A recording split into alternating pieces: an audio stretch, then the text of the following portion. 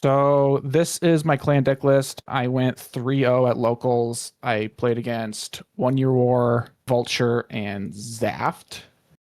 So to start the list, this is pretty straightforward.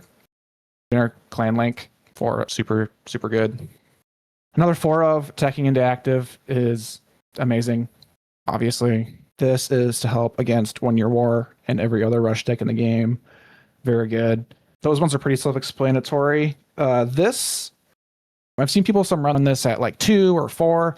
I chose 3 because it's a specific Suji link, but again, it's a link for a pilot that lets you look at the top card of your deck, so it's very good.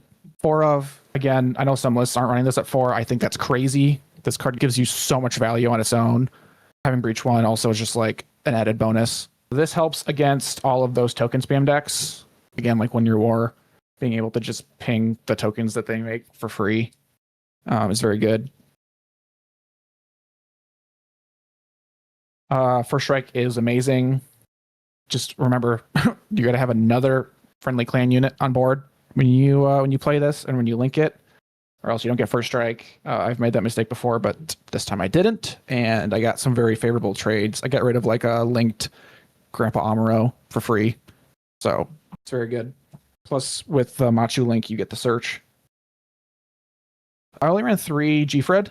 G-Fred is great against, again, like token spam decks with 1 HP. I think it falls off against other like mid-range stuff, so that's why I only ran him at 3. I ran 2 of the Searcher, and you'll notice why I only ran 2 is because I do whiff on this more than I'd like to admit. So only running it at 2 is fine. I ran 3 of the best card in the deck. Because it's the best card in the deck. If I ran this at 4, I'd fear that I'd brick too much and I'd lose to like rush decks because I'd see like 2 in my hand early on and I don't really want to. So running it at 3 is kind of like at the sweet spot. And that's all for the units. Pilots are pretty simple.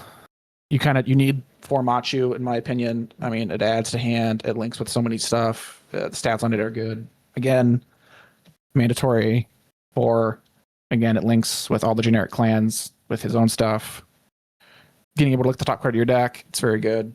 I did 3 Neon, running the G-Freds, the G-Quuxes. Getting to stats are very good, but getting to like dump and then ping for 1, again, gets rid of tokens that people are spamming right now.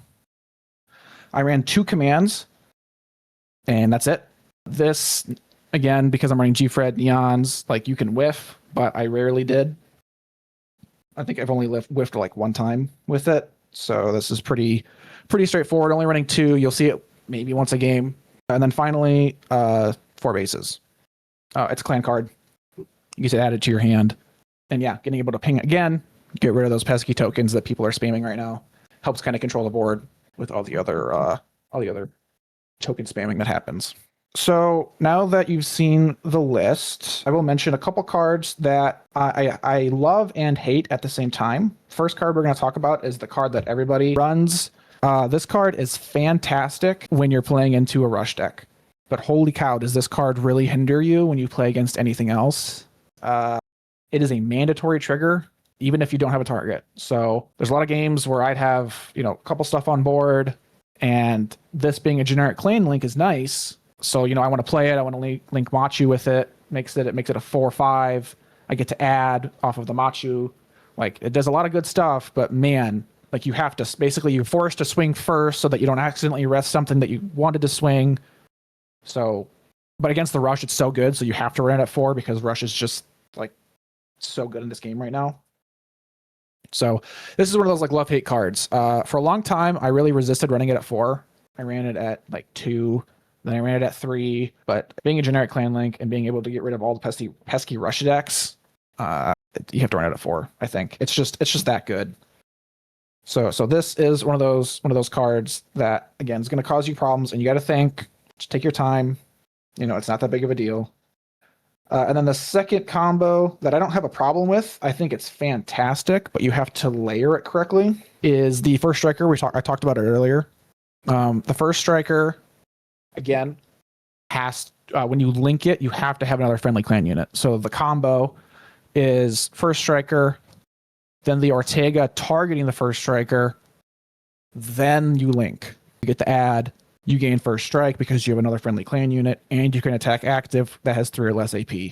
This deck thrives in the mid game, and you run a lot of ping to survive the early game, and then you have the big bodies at the end of the game to win and keep up with the late game.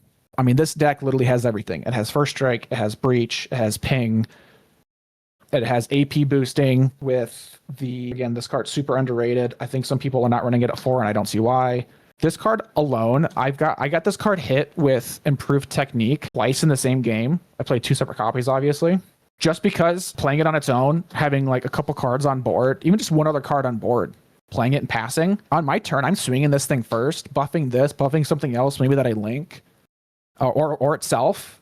Like you get favorable trades, then you get the breach. Like this card demands so much attention, even not by itself. But then when you link it, people really start to stress out because it's not a 5/5.